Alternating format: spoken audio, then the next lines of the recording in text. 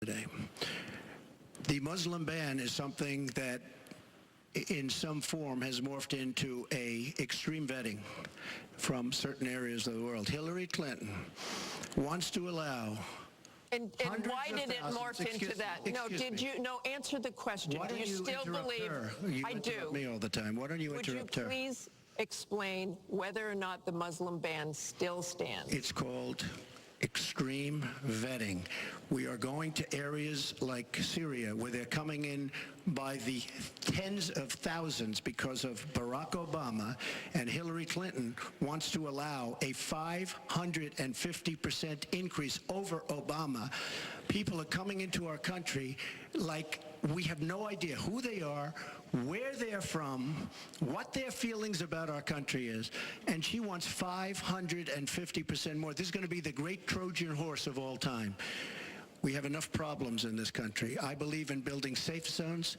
I believe in having other people pay for them. As an example, the Gulf states who are not carrying their weight, but they have nothing but money, and take care of people. But I don't want to have, with all the problems this country has and all of the problems that you see going on, hundreds of thousands of people coming in from Syria when we know nothing about them. We know nothing about their values, and we know nothing about their love for our country.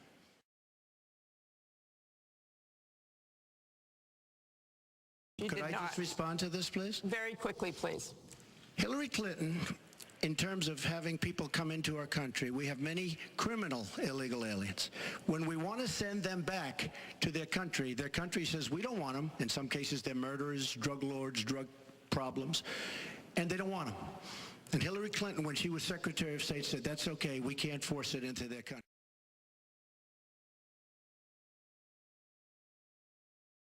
They understand. Why can't they do something secretively where they go in and they knock out the leadership? Why would these people stay there? I've been reading now for weeks. Tell me what your strategy is. For weeks about Mosul, that it's the harbor of where, between Raqqa and Mosul. This is where they think the ISIS leaders are. Why would they be staying? They're not staying there anymore. They're gone. Because everybody's talking about how Iraq, which is us with our leadership, goes in to fight Mosul. Now, with these 200 admirals and generals, they can't believe it. All I say is this: General George Patton, General Douglas MacArthur are spinning in their grave at the stupidity of what we're doing in the Middle East. Very much. We're going to move on. She went over a minute over, and you don't stop her. When I go 1 second over, it's like you had many answers. It's really very interesting. We've got a question over here from James Carter. But I will tell you, she's all talk. It doesn't get done. All you have to do is take a look at her Senate run. Take a look at upstate New York. Your 2 minutes is up. Secretary Clinton, it turned out to be a disaster. You have 2 minutes.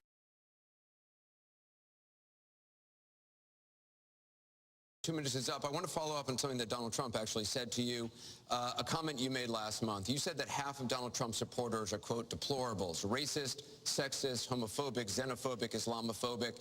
You later said you regretted saying half. You didn't express regret for using the term deplorables. To Mr. Carter's question, how can you unite a country if you've written off tens of millions of Americans? Well, within hours, I said that I was sorry about the way I talked about that, because my argument is not with his supporters. It's with him and with the hateful and divisive campaign that he has run.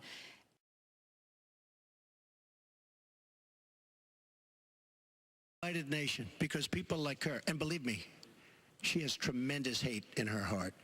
And when she said deplorables, she meant it. And when she said irredeemable, they're irredeemable. You didn't mention that.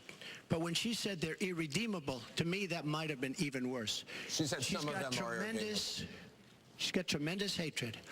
And this country cannot take another 4 years of Barack Obama. And that's what you're getting with her. Mr. Trump, let me follow up with you. Is that the discipline of a good leader? No, it wasn't check out a sex tape. It was just take a look at the person that she built up to be this wonderful Girl Scout, who was no Girl Scout.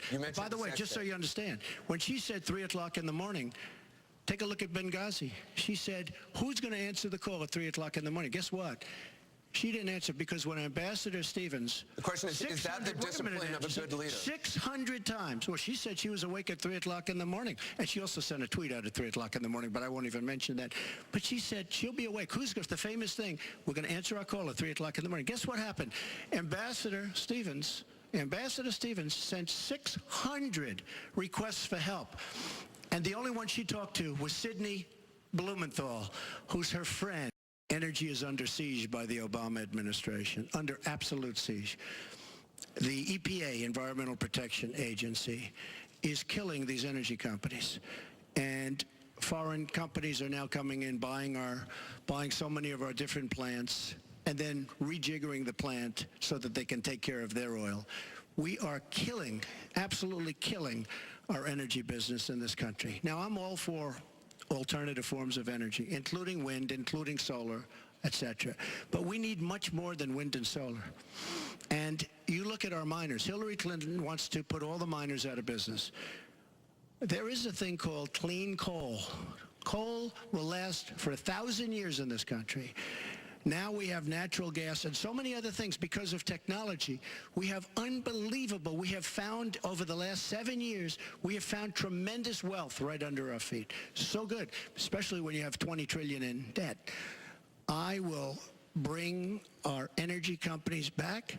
They'll be able to compete. They'll make money. They'll pay off our national debt. They'll pay off our tremendous budget deficits, which are tremendous, but we are putting our energy companies out of business. We have to bring back our workers. You take a look at what's happening to steel and the cost of steel, and China dumping vast amounts of steel all over the United States, which essentially is killing our steel workers and our steel companies. We have to guard our energy companies. We have to make it possible. The EPA is so restrictive that they are putting our energy companies out of business. And all you have to do is go to a great place like West Virginia or places like Ohio, which is phenomenal, or places like Pennsylvania, and you see what they're doing to the people, the miners and others in the energy business. It's a disgrace. Your time is up. Thank you, sir. It's an absolute...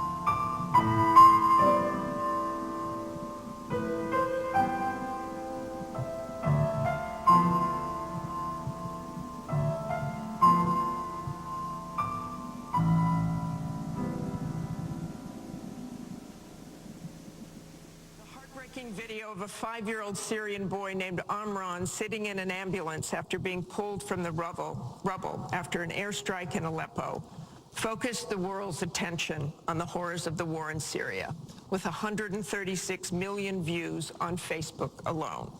But there are much worse images coming out of Aleppo every day now, where in the past few weeks alone, 400 people have been killed, at least 100 of them children.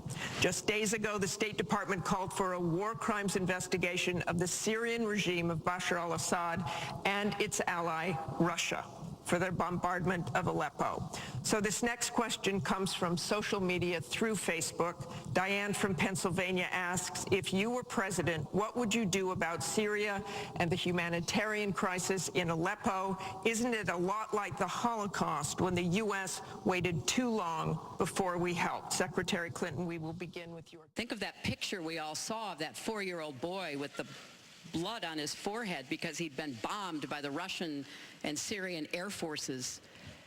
There are children suffering in this catastrophic war, largely, I believe, because of Russian aggression, and we need to do our part. We by no means are carrying anywhere near the load that Europe and others are with the Russians, because they're not going to come to the negotiating table for a diplomatic resolution unless there is some leverage over them. And we have to work more closely with our partners and allies on the ground. But I want to emphasize that what is at stake here is the ambitions and the aggressiveness of Russia. Russia has decided that it's all in Syria, and they've also decided who they want to see become president of the United States, too, and it's not me. I've stood up to Russia, I've taken on Putin and others, and I would do that as president. What do you think will happen if it falls? I think that it basically has fallen, okay? It basically has fallen. Let me tell you something. You take a look at Mosul. The biggest problem I have with the stupidity of our foreign policy. We have Mosul. They think a lot of the ISIS leaders are in Mosul. So we have announcements coming out of Washington and coming out of Iraq. We will be attacking Mosul in 3 weeks or 4 weeks. Well, all of these bad leaders from ISIS are leaving Mosul. Why can't they do it quietly? Why can't they do the attack, make it a sneak attack, and after the attack is made, inform the American public that we've knocked out the leaders, we've had a tremendous success. People leave. Why do they have to say we're going to be attacking Mosul within the next 4 to 6 weeks, which is what they're saying? How stupid is our country? There are sometimes reasons the military does that. Psychological warfare. Think of any. I can't think of any. It might be to help get civilians out. And we have, look,